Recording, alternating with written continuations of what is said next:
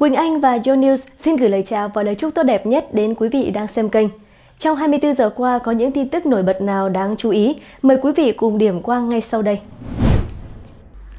Cậu bé sao Hỏa lại đưa ra thuyết vũ trụ chấn động, nguồn gốc mặt trăng và thời gian trái đất đã được gia tốc từ lâu rồi. Mọi người hẳn đã quen thuộc với cậu bé sao Hỏa vì cậu gần như đã đồng hành với toàn bộ quá trình trưởng thành của những người thế hệ 9X. Từ năm 2010, cậu đã là nhân vật trung tâm trong lĩnh vực tiên tri, người ngoài hành tinh và sự huyền bí. Cậu bé sao Hỏa này trở nên nổi tiếng trên toàn thế giới sau khi thu hút sự chú ý của tờ báo Nga Pravda. Theo bài báo, một cậu bé ở một thị trấn nhỏ ở phía bắc Volgograd, Nga, tự nhận mình đến từ sao Hỏa. Linh hồn của cậu được đầu thai trên trái đất là để giúp người dân trên trái đất chống lại thảm họa cuối cùng và xây dựng lại quê hương tươi đẹp. Lần cập nhật cuối cùng trên Facebook của cậu là ngày 26 tháng 5 năm 2017. Boriska sinh ngày 11 tháng 1 năm 1996 tại một bệnh viện vùng nông thôn hẻo lánh ở thị trấn Volzhsky, Nga. Mẹ là bác sĩ và bố là sĩ quan quân đội đã nghỉ hưu. Theo lời kể của mẹ cậu bé thì cậu có thể ngẩng đầu lên khi mới 15 ngày tuổi, đọc được các tiêu đề báo khi mới 1 tuổi rưỡi và thỉnh thoảng viết bằng tiếng Trung. Lúc 2 tuổi rưỡi, trí nhớ đặc biệt và khả năng học tập của Boriska thật đáng kinh ngạc, nhưng mẹ cậu sớm phát hiện ra rằng rất nhiều kiến thức của Boriska không đến từ hệ thống kiến thức có sẵn xung quanh cậu, bởi vì những bức tranh mà cậu vẽ và đôi lúc thốt ra những lời nói đều là những từ về sao Hỏa, các hệ hành tinh và nền văn minh. Tại một cuộc tụ họp năm 7 tuổi, Boriska bất ngờ tuyên bố rằng mình đến từ sao Hỏa, nói rằng nền văn minh sao Hỏa đã bị hủy diệt bởi một thảm họa và bầu khí quyển gần như biến mất, nhưng người sao Hỏa vẫn sống trong lòng đất. Trong tiền kiếp, Boriska thường xuyên đi lại giữa trái đất và sao Hỏa để giao thương với nền văn minh Lemuria sơ khai trên trái đất. Tàu vũ trụ của cậu có thể ngay lập tức vượt qua không gian rộng lớn giữa trái đất và sao Hỏa.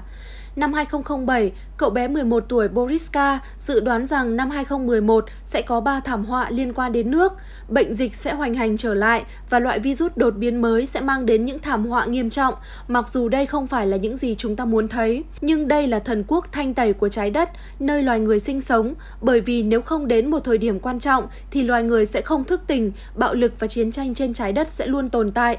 Một thảm họa lớn sẽ xảy ra với một lục địa trên trái đất vào năm 2020.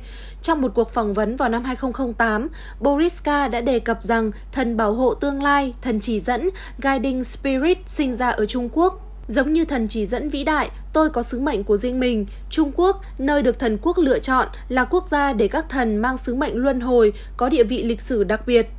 Boriska nói rằng có một con sư tử nằm bên cạnh các kim tự tháp của Ai Cập và có một cánh cửa sau tai của Tự Nhân Sư. Nếu cánh cửa được mở ra, nó có thể đưa nền văn minh nhân loại lên một tầm cao mới. Theo những bức ảnh đằng sau tai của Tự Nhân Sư, có một thiết bị giống như cánh cửa, nhưng cánh cửa dường như bị chặn bởi một viên đá. Sau khi báo chí Nga công khai thông tin vào năm 2010, Boriska đã im lặng trong một thời gian dài. Nhưng vào năm 2019, một clip phỏng vấn chàng trai sao Hỏa ở tuổi 23 đã xuất hiện trên Internet, mô tả phản ứng mới nhất của anh trước một số tin đồn. Trong cuộc phỏng vấn, Boriska bị vặn hỏi là anh đã đến từ nền văn minh tiên tiến ở sao Hỏa, tại sao không sử dụng khoa học và công nghệ tiên tiến đó tạo phúc cho con người trên trái đất. Boriska cho biết ký ức về kiếp luân hồi chỉ có thể đem theo 2%, đặc biệt thông tin về chiến tranh, thiên văn và công nghệ bị cấm tuyệt đối, và những thông tin này cũng sẽ được xóa sạch trước 10 tuổi. Điều duy nhất bây giờ là thỉnh thoảng mơ thấy và nhanh chóng ghi lại sau khi thức dậy. Boriska nói rằng sao Hỏa không phải một hành tinh độc lập mà là điểm gặp gỡ của thời gian và không gian đa chiều. Hệ thống quản lý ở đây dùng đạo đức ước thúc, không có khái niệm chính trị và chính phủ. Boriska cho biết 4.500 năm trước, trái đất bị hồng thủy ngập lụt và mực nước biển dâng cao đến 5.000 mét so với mực nước biển hiện nay. Chỉ một phần nền văn minh của các khu vực cao nguyên trên trái đất còn được bảo tồn. Mặt trăng được tạo ra bởi một nền văn minh tiền sử của con người cách đây rất lâu. Nó được đưa đến quỹ đạo mặt trăng để tổ hợp. Nó là một quả cầu rỗng. Kể từ năm 2000, thời gian của trái đất đã được điều chỉnh gia tốc. Trái đất trước kia từng là 24 giờ một ngày, hiện nay nó được điều chỉnh thành 1 giây. Toàn bộ trường thời không và vật chất đã được thay đổi, nhưng con người trái đất không phát hiện ra. Boriska nói rằng vũ trụ có trung tâm là sao Hỏa, 3.000 thiên hà lớn là tầng thứ nhất của vũ trụ lớn hơn, to lớn hơn vũ trụ chúng ta 3.000 lần. Nền văn minh tiên tiến nằm ở tầng thứ 2, ngoài tầng đó ra thì cậu không rõ.